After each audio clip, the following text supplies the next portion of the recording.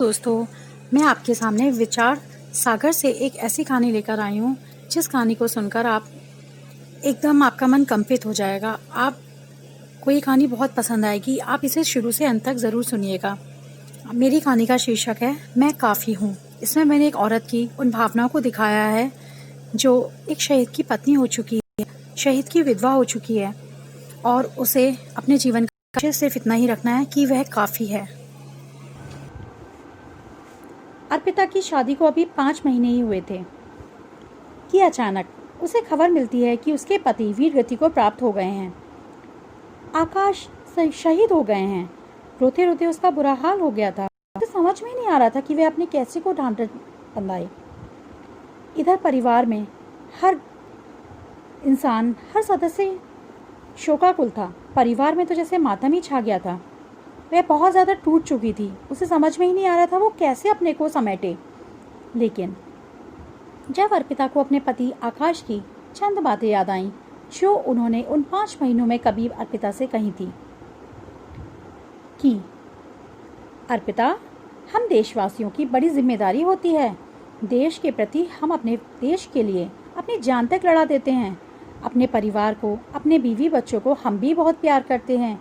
हमारे माँ बाप भी हमसे बहुत प्यार करते हैं। सोचो, हमारे माँ बाप का भी दिल और माँ बाप जैसा ही होता है, लेकिन वह अपने दिल को थोड़ा सा और बड़ा कर लेते हैं और हमें फौज में भर्ती कर देते हैं, जबकि उन्हें ये पता होता है कि अगले ही पल का कुछ भी नहीं पता। फिर भी वे हमारे देश के खातिर अपने बच्चों को आत्मनिर्भर बनाते हैं, उन्हें अपने देश की महत्वपूर्णताएं बताते हैं। और जब हम फौज में भर्ती हो जाते हैं तो उनका सीना बहुत गर्व से चौड़ा हो जाता है। वह बहुत खुश होकर कहते हैं, मेरा बेटा देशभक्त है, हमें बहुत जांबाज सिपाही मिला है। कभी भागकर मत आना बेटा, वरना हम तुम्हारी शक्ल भी नहीं देखेंगे। हम अपने फर्ज के आगे अपने अनेक ऐसे बेटों को बलिदान कर सकते हैं। अर्पिता, तुम्हें पता है, बहुत गर्व की बात होती है वीरगति को प्राप्त करना।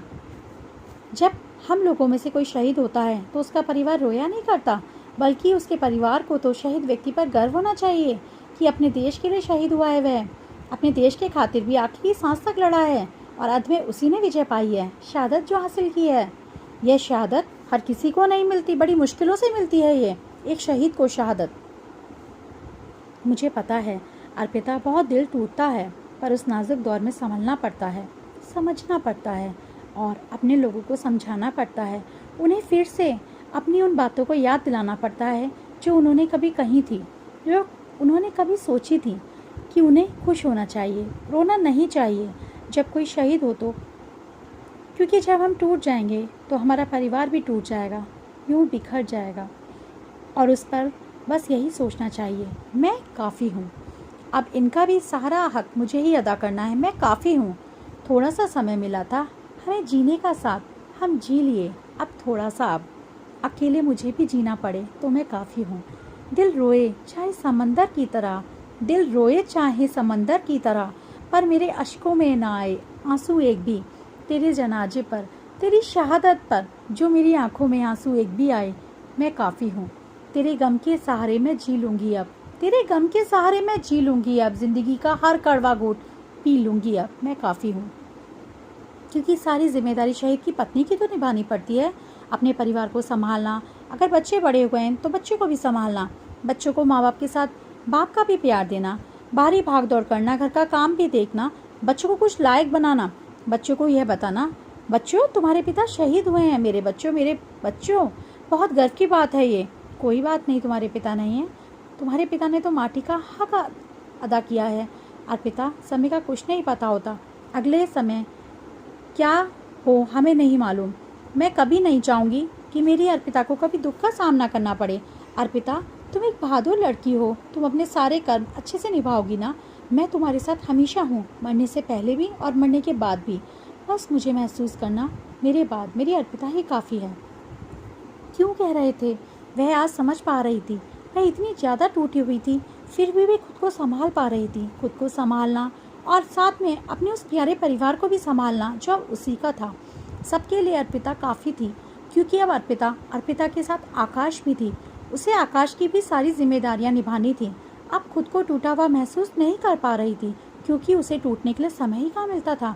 उसको सबको खुश करने के चक्कर में उसे भी तो खुश होना पड़ता था। उसके दिल के दरिया में आकाश की लहरें हिलोरे मार रही थी, फिर भी उस दरिया का शोर कभी किसी को दिखाना नहीं चाहती थी। उसकी नज़र में तो वह काफ़ी थी। सबका दर्द उसने जो ले लिया था। आखिर छोटा आकाश भी तो उसका सहारा था। जब आकाश शहीद हुए थे तो उसकी कोख में अपना अंश छोड़ गए थे। जब बेटा हुआ तो अर्पिता ने अपने बेटे का नाम आकाश ही रखा और फिर से अपने परिवार में खुशियाँ लौटा लाई। उसने अपने जीवन को मशाल बना दिया, जिससे वह अपने परिवार को खुद को जलाकर रास्ता दिखा पाई, खुशियाँ लौटा पाए। वह खुद को जला रही थी और बदले में रौनक ही रौनक कर रही थी। सबके दर्द लेकर बदले में खुशियाँ देनी थी। उसने जो ठान लिया था कि मैं अब काफ़ी हूँ। काफ़ी लोगों ने उससे कहा भी, अर्पिता तुम्हारी उम्र ही क्या है अभी, तुम दूसरी शादी कर लो ना। पर अर्पिता ने कहा, मेरे साथ मेरे आकाश की यादें ही काफ़ी हैं, मैं उन यादों के सहारे जी लूँगी। मुझे अपने माँ बाप का ध्यान भी तो रखना है ना, जो आकाश की जमा पूंजी हैं, और अपने छोटे आकाश का भी तो।